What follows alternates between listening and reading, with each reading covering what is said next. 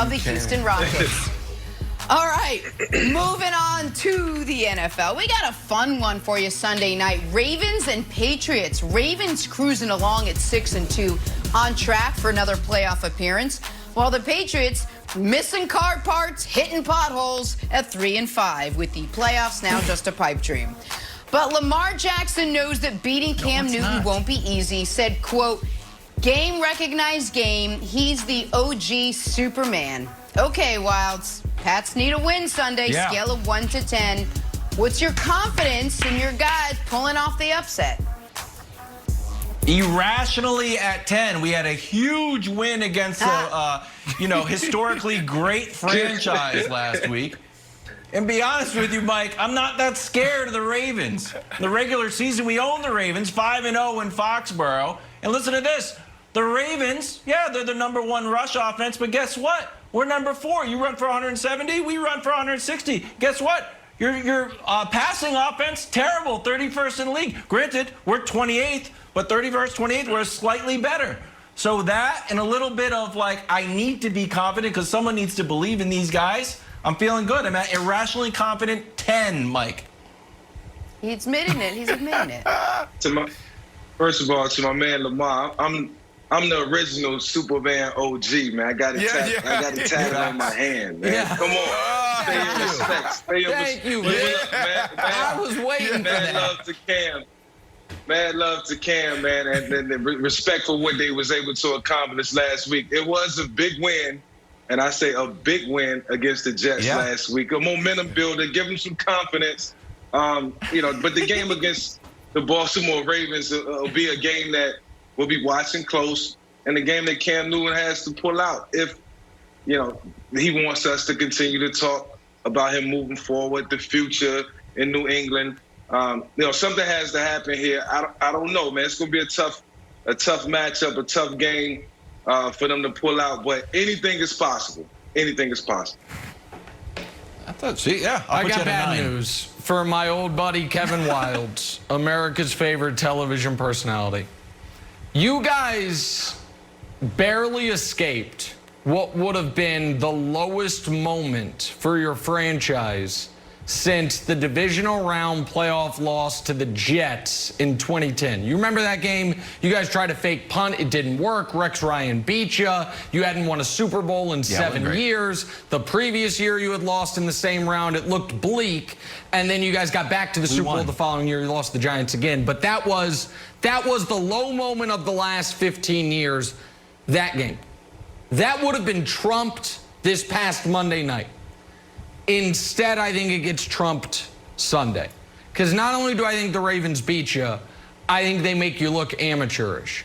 This Ravens team ran for 200 yards on the Patriots last year. A Patriots team that was far better without the opt-outs, far better defense, far better team, and they got beat 37-20. If we know anything about this Ravens team, Brandon, it is against every team in the league that isn't a top 5 team, they kick the crap out of them. And the Patriots are not close to a top 5 team. So I think Lamar will look great. I think the Ravens will look great. And I think the Patriots falling to 3-6 are going to be doing some serious soul searching all week, Brandon.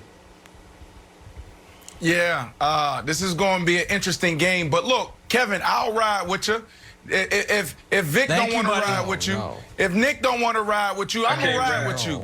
But we also got to keep it real with each other. Yeah, you're going to take a ride. Look, you got Bill Belichick. He's the greatest of all time. We could potentially throw Josh McDaniels as one of the greatest or the greatest offensive coordinator of all time. No you have a winning culture. You guys know how to win. This isn't a team that don't know how to work week in and week out. This team gets it. They've been doing it for 20 years. But the reality is the confidence level should be at 2. Because Nick Wright, you are right when it comes to this very one thing. I'm riding with you, Kevin. Terrible friend. Kevin, I'm riding with you, but we got to be real. It's going to be tough. No, you're not. But this could be a moment. This could be a moment if we don't come right that we will be blown out the stadium. This could be serious damage to the New England Patriots. You are the worst. Whole aura. You are the worst. Stop. You are the worst You are the worst friend I've ever had in my entire life. I am drowning. And I say, Brandon, can you throw me the life preserver? And you said, yes, Kevin, I will ride with you. I will throw you the life preserver. And then you throw it within the boat. I'm like, no, dude, to me. Not just like you can't put it at 2. It has to be to me. Mike, in all honesty, the one thing we know about the Patriots is that they take away what you do best. We know that the pass to run ratio of the Ravens is overwhelmingly run. So it feels to me like Bill Belichick's like, listen, I don't need a crazy game plan. I just need to come up with a scheme to stop the run. And if Lamar wants to air it out like he's wanted to and like Hollywood Brown, if that's the way we lose, so be it. But if we lose via the run, when everyone in the world, including the opponents who are calling out the plays that the Ravens are running, if we lose that way, I'll be really disappointed. You know what, Wiles? I was just thinking about, the game as a whole in its totality and who wins and why and what can be the deciding factor in this game.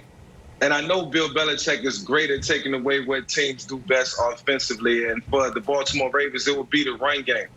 But I was thinking this would be the perfect game for Lamar to get his passing game back on track. Yes, everybody's calling out plays in the run game at the offensive line, at the line of scrimmage. Okay, that's going to happen. He might as well get used to that. But now, flourish in the passing game, bring the passing game to life. New England got a shot because they're going to recognize, just like everybody else, what the Baltimore Ravens are doing. Now, what they have to do to combat that is now just stop the passing game. If they do that and Cam can generate some offense, the team got a shot, Wow. Boom. No, Mike's back in.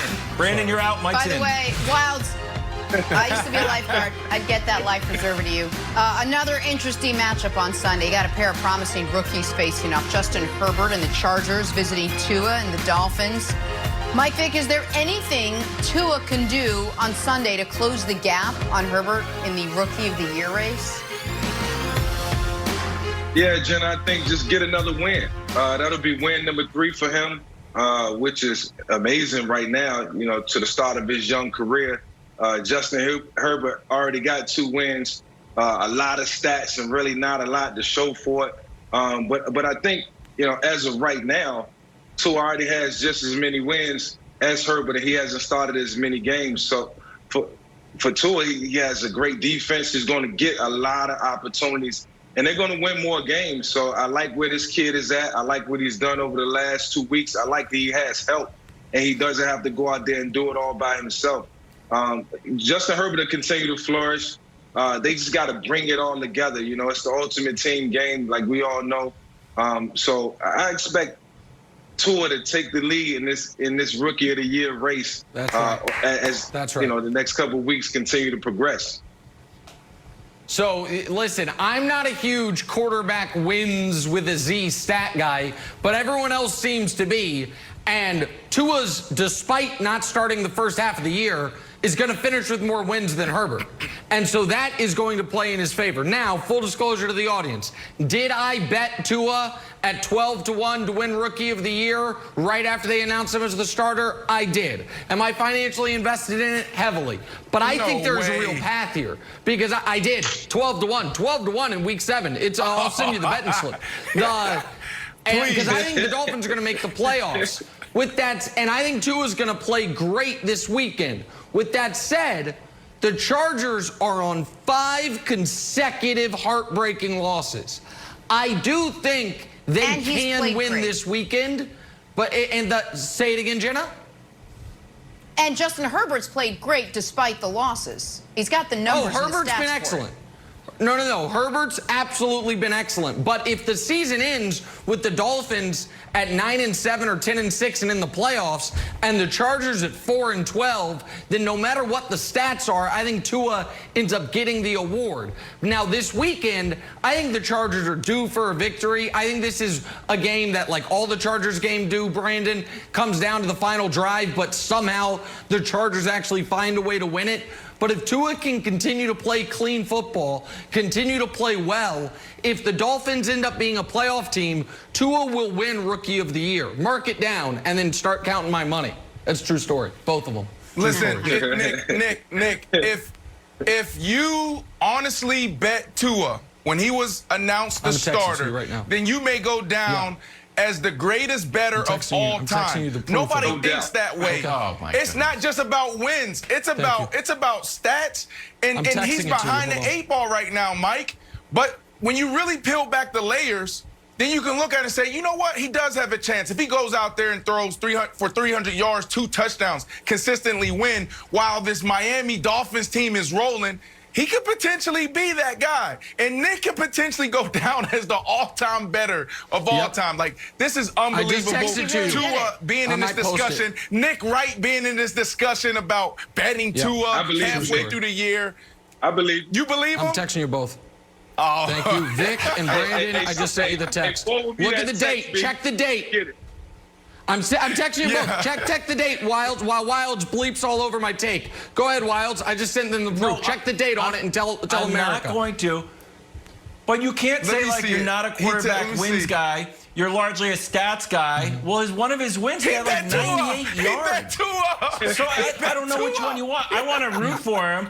But I feel like Herbert's putting up such gaudy numbers. If you had a vote, and I know you always are trying to petition leagues for votes, if you had a vote and you did not have a financial stake in it, wouldn't your rational, analytical mind say Herbert had the better year? If they don't, right now, yes, don't make the but playoffs. The year's only halfway through. Okay. Yes, right now, yes, but the year's only halfway done. And Wilds, you are correct. I don't have a vote. None of these leagues will give me a vote because they're not ready for it. It's not at this point. I'm just lashing out because I should certainly have an NBA vote. I don't know if you guys saw the baseball MVP voting yesterday. Some middle reliever got a 10th place vote. I think he plays for the White Sox. There's a voting chicanery running roughshot over these leagues. Nick, but the people who do vote obviously care about. The people who do vote care about quarterback wins. What, Brandon? You're going to tell them the date? Because the date's on there. Tell America the date I bet. No, you obviously don't believe.